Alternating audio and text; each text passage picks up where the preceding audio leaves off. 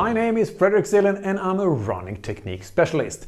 And this episode is all about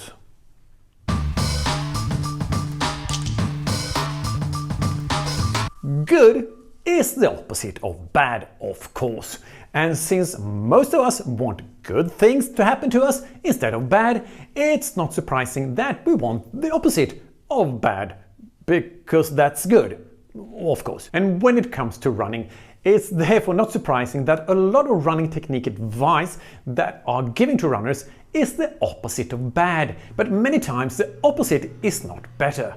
It may be just as bad, but on the other end of the scale, and the optimum is probably somewhere in the middle, between those two extremes. Just because it's bad not to drink water, so you will die of thirst, the opposite, drinking extreme amounts of water, is of course not good at all, because it can actually kill you. The optimum amount of water to drink is probably in the middle, between the don't drink at all and drink too much. But strangely, many running technique instructions, as I said, are the opposite of bad. They are given with good intention, but I have seen it so many times how everything goes wrong. Runners tend to do exactly what they have been told, but often too much of a good thing, it becomes bad instead. Here are some common phrases from running coaches that I've heard and that I'm going to talk about in this video. Lift your chest. Pull your shoulders back. Stand up tall to get a good posture. Don't land on your heels. Push your hip forward by doing a posterior tilt. Let's start with the first one. Lift your chest. This instruction probably comes from the fact that some runners tend to hang a little bit forward with their upper body like this. Probably like when they sit hunched over their desk at their office most time of the day. And it would be great if runners who run like this just lifted their chest to here, so they end up in a more neutral and relaxed position. Not here, but here. But this is often not the case. Instead, they end up here.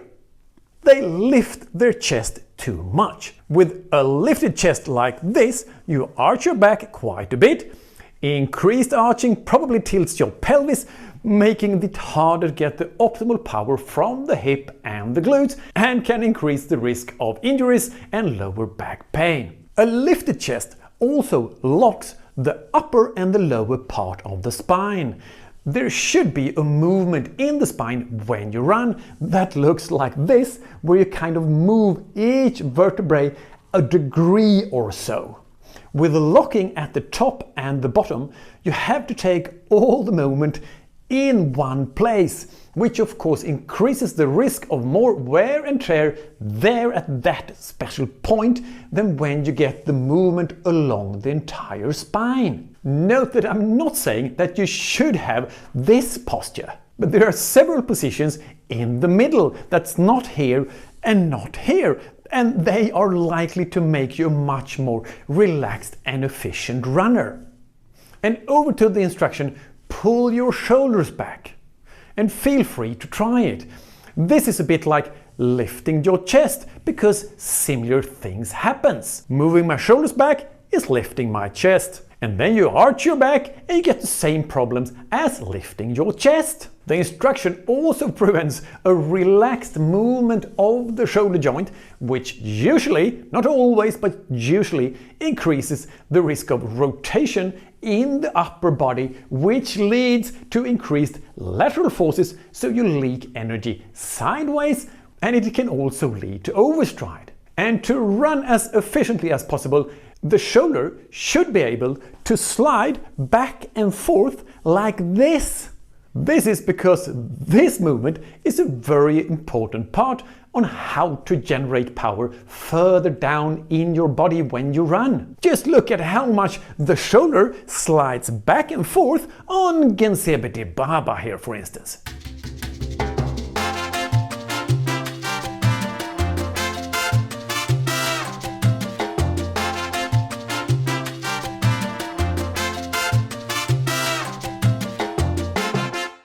Or the new marathon world record holder Kelvin Kiptum.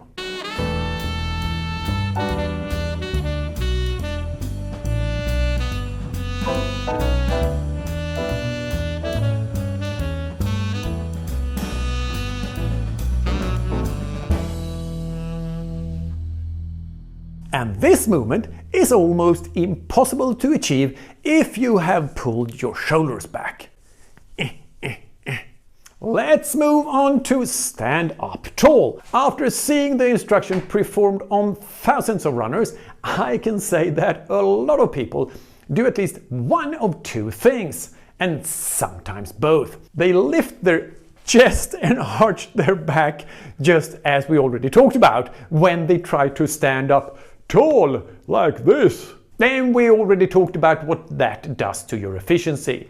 It is also not uncommon for them to lift their chin like this, so they tilt their head backwards a bit, which is not good either and can lead to a variety of efficiency problems. And as I said before, relaxed movements are a must when running or performing all sports at high level. And you're not relaxed if you're constantly trying to stand up tall. Also, anyone who has met me or taken my online course knows that a tall posture comes from relaxation, not from trying to have a tall posture. Running in a seated position with an anterior tilt of your pelvic bone is neither efficient nor attractive on Instagram. And therefore, the instruction is often heard that you should try to do a posterior tilt, preferably pushing the hip forward with the force by tightening glute max. And this is so stupid, I don't know hardly where to start. Firstly, you can't run with statically tensed buttocks. And if you try to do so anyway, the tightening of glute max rotates the femurs outwards. For optimal hip and thigh movement during push-off, your femur must be able to rotate in relation to your hip.